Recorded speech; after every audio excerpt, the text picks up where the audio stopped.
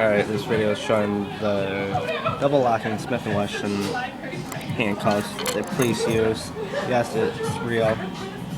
It does have the double locking feature. It is double stainless. Easy. If people are from Ithaca, you can get them from the Commons at the local shops, if you know what I mean. I etched N for me in it. I really don't have to use them, but I like them for play.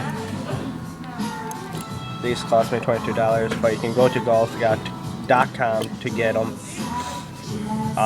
They're Smith & Wesson. Let me open them up.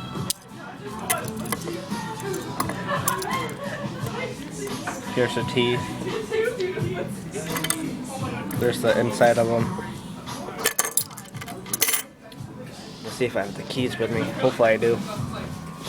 Probably don't, but yes I do. I'm sorry. These are the standard issued keys with them.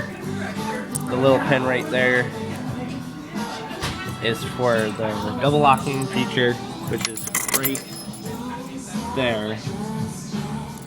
Let me try doing this one-handed.